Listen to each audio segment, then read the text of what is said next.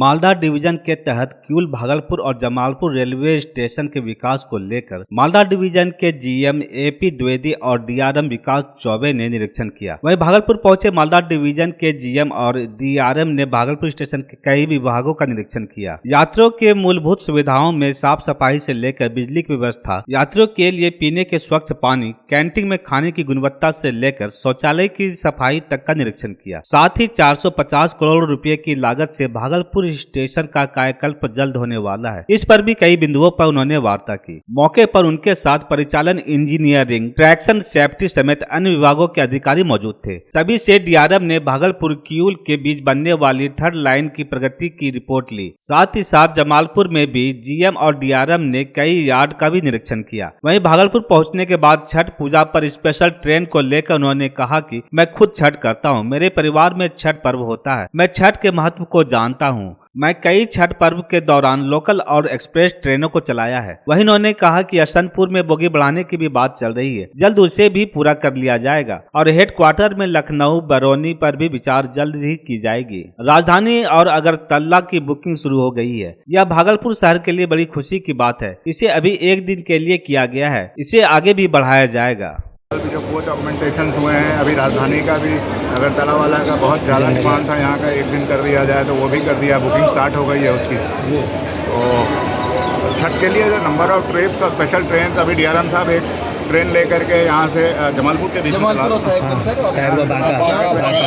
ये तो पहली बार हुआ, ये बहुत अच्छा, ये बहुत अच्छा। देखिए, मैं भी छठ करता हूँ, मेरी वाइफ करती है, तो हम जानते हैं छठ की क्या महत्व है।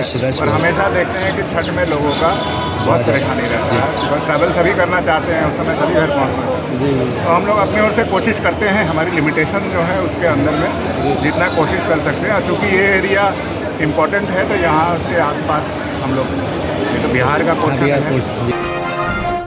श्री जीन भवानी सेवा समिति के द्वारा श्री जीन भवानी जन्मोत्सव एवं चुनरी उत्सव का आयोजन भागलपुर के श्री जीन मंदिर में आयोजित की गई। इस कार्यक्रम के दौरान श्री जीन मंगल पाठ आमला नवमी के उपलक्ष्य पर किया गया। साथ ही पूरे शहर में 108 मीटर चुनरी 201 महिलाओं ने अपने हाथों में पकड़कर नगर भ्रमण किया। इस चुनरी की खास बात यह थी कि इस चुनरी में कहीं भी जोड़ नहीं थी। इस विशाल शोभा यात्रा में ढोल, नगाड़े, गाजे बाजे के साथ लोगों ने जमकर भक्ति धुन पर थिरके। कार्यक्रम के दौरान अध्यक्ष पवन कुमार डोकानिया, उपाध्यक्ष महेश शर्मा परासर, महासचिव अरुण कुमार वर्मा, सचिव अमरेंद्र वर्मा के अलावे दर्जनों कार्यकर्ता मौजूद थे। आज के कार्यक्रम में सामूहिक मंगल पाठ, कन्या पूजन एवं भंडारा का आयोजन किया गया। कार्यक्रम के मुख्य अतिथि के रूप में श्री आदि शक्ति जीन माता एवं हर्षनाथ जी मौजूद थे। इस कार्यक्रम में भागलपुर के हेमंत शर्मा परासर और सहरसा के रवि शर्मा ने पाठ वाचन किया। आयोजकों ने बताया कि बहुत जल्द भागलपुर शहर में श्री जीन माता का भव्य विशाल मंदिर स्थापित होगा। जीन भवानी का कार्यक्रम है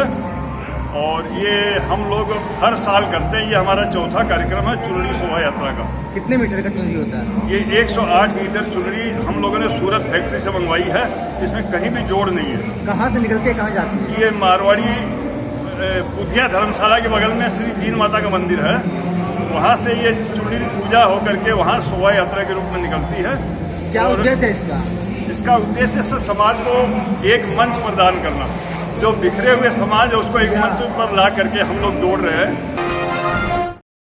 कुछ दिन पहले ततारपुर थाना क्षेत्र के लाल कोठी मोहल्ले की महिला का मोटरसाइकिल सवार 2 अपराधियों ने सुबह के समय सोने का चेन छीन लिया था। इसी बाबत ततारपुर थाने में यह केस दर्ज की गई थी। अनुसंधान के क्रम में सीसीटीवी के अवलोकन के बाद बजाज डिस्कवर बाइक पर सवार 2 अपराधी की पहचान की गई थी। इसको लेकर मोहम्मद इम्तियाज उर्फ सिरपुट्टा को मुस्लिम हाई स्कूल के पास से घटना में प्रयुक्त मोटरसाइकिल सहित गिरफ्तार कर लिया गया। गिरफ्तार अभियुक्त ने पूछताछ के क्रम में बताया कि मैं अपने सहयोगी के साथ इस घटना को अंजाम दिया था और सोने के चैन को मोहम्मद तबरेज के पास भेज दिया है। इस आरोप में सोने की चैन खरीदने वाले मोहम्मद तबरेज को उसके घर से पुलिस ने गिरफ्तार कर लिया। गिरफ्तार मोहम्मद इम्तियाज और मोहम्मद तबरेज में मोहम्मद इम्तियाज का अपराधी इतिहास भी रहा है। ततारपुर थाना क्षेत्र में लाल कोठी मोहल्ला से मैं एक महिला के साथ चेन छिनताई हुई थी। इसमें मोटरसाइकिल सवार थे 2 अपराधी। तो सीसीटीवी फुटेज देखा गया कांड दर्ज करने के बाद और सीसीटीवी से पहचान हुआ कि बजाज डिस्कवर बाइक पे 2 अपराध कर्मी सवार हैं।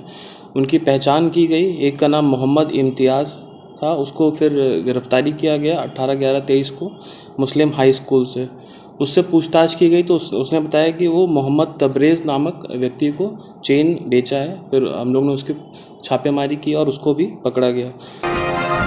सेंट टेरेसा स्कूल के कंप्यूटर शिक्षक अनीस आनंद ने गले में फंदा लगाकर अपनी जीवन लीला समाप्त कर ली। कंप्यूटर शिक्षक अनीस आनंद महज 25 वर्ष के थे। वह इसाकचक थाना क्षेत्र के शिवपुरी कॉलोनी के रहने वाले थे। वहीं मामले को लेकर मृतक के पिता जय प्रकाश चौधरी ने बताया कि वह रोज की तरह रात में खाना खाकर अपने कमरे में सोने गया और तकरीबन 3 बजे सुबह उसकी पत्नी काफी घबराई हुई आई और कहा कि उनकी तबीयत काफी बिगड़ी हुई है। जब हम लोगों ने जाकर देखा तो सचमुच वह अचेत पड़ा हुआ था। फिर उसे आनंद फानन में मायगंज अस्पताल ले जाया गया, जहां चिकित्सक ने उन्हें मृत घोषित कर दिया। वहीं आशंका जताई जा रही है कि शिक्षक अनीस शायद पारिवारिक कलह से यह कदम उठाया हो। क्या घटना? हाँ, खाना खा करके मम्मी बोले खाना खा लिया नहीं, खा ली मैंने।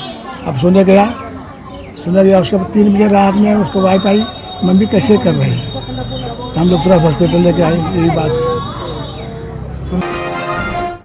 भागलपुर रेलवे स्टेशन पर पूर्व रेलवे कर्मचारी संघ के द्वारा पुरानी पेंशन योजना लागू करने के पक्ष विपक्ष में गुप्त मतदान किया गया। यह मतदान कार्यक्रम 21 नवंबर से 23 नवंबर तक चलेगा। इसमें कर्मचारी अपने ओपिनियन पोल डालेंगे। इससे पता चलेगा कि कितने कर्मचारी इस पुरानी पेंशन योजना फिर से शुरू करने के पक्ष में है और कितने इसके विपक्ष में है। वहीं पूर्व रेलवे के संगठन सचिव सुनील कुमार ने बताया कि यह मतदान 21 नवंबर से 23 नवंबर तक चल रहा है। सभी कर्मचारी बढ़ चढ़ के इसमें हिस्सा ले रहे हैं और हमें उम्मीद है सभी कर्मचारियों का ओपिनियन पॉजिटिव आएगा, जिससे कर्मचारी को भविष्य में कई सुख सुविधाएं प्राप्त होगी। पुराने पेंशन चालू होने से कर्मचारियों को रिटायरमेंट के बाद काफी सहायता मिलेगी। इसको लेकर यह कदम उठाया गया है। वहीं पुरानी पेंशन योजना लागू करने को लेकर आगे हड़ताल करने की योजना भी है। इससे भी यह पता चलेगा कि कितने कर्मचारी हमारे पक्ष और विपक्ष। पेंशन के लिए कर्मचारियों को ओल्ड पेंशन मिले, इसके लिए मतदान कराया जा रहा है। फेवर में कौन कर्मचारी इसके फेवर में है, कौन कर्मचारी इसको विरोध में है, इस तरह से एक गुप्त मतदान, मतलब एक तरह से ओपिनियन पोल लिया जा रहा है। किसके द्वारा? रेलवे कर्मचारी। पता लगेगा कि कितने कर्मचारी जो है हमारे आगे एक हड़ताल की योजना बनाई जाएगी तो उसमें कितने कर्मचारी इस पक्ष में हैं। पूर्णिया में एक निजी डॉक्टर पर हुए मारपीट के विरोध में भागलपुर इंडियन मेडिकल एसोसिएशन के आह्वान पर भागलपुर डॉक्टरों का एक दिवसीय सांकेतिक हड़ताल किया गया, जहां हड़ताल का आंशिक असर दिखाई दिया। वहीं इंडियन मेडिकल एसोसिएशन के अध्यक्ष डॉक्टर मणिभूषण सिंह ने कहा कि पूर्णिया में एक निजी क्लिनिक के डॉक्टर द्वारा एक गर्भवती महिला का इलाज किया गया, जहाँ महिला का जच्चा बच्चा दोनों खतरे में था। वहीं इलाज के कुछ घंटे बाद इलाजरत महिला की मौत हो गई। वहीं महिला की मौत के बाद परिजनों एवं अन्य लोगों द्वारा डॉक्टर के साथ मारपीट किया गया, जिसको लेकर इंडियन मेडिकल एसोसिएशन इकाई द्वारा डॉक्टर की पिटाई को लेकर भर्त्सना करता है और भागलपुर में आपातकालीन सेवा छोड़कर सभी निजी क्लिनिक को बंद करने का आह्वान था। लेकिन भागलपुर में इंडियन मेडिकल एसोसिएशन इकाई के आह्वान का आंशिक असर दिखाई दिया, जबकि कई नामी डॉक्टरों का निजी क्लिनिक खुला रहा। चंद दिनों पहले पूर्णिया में एक डॉक्टर साहब पर जानलेवा हमला किया गया। आईएमए भागलपुर उसकी पुरजोर भर्त्सना करता है। इस तरह का कोई भी अवरोध या इस तरह की घटना की पुनरावृत्ति नहीं होनी चाहिए। आईएमए प्रदेश बिहार के अध्यक्ष और सचिव का एक प्राइमाम संदेश आया था कि तमाम बिहार के जितने भी शाखाएं हैं इंडियन मेडिकल एसोसिएशन के, उनके आह्वान पे एक दिन का सांकेतिक हड़ताल किया जाए, ताकि सरकार जो एफआईआर किया गया उस पर त्वरित कार्रवाई करे और जो भी दोषी हैं उनकी गिरफ्तारी हो।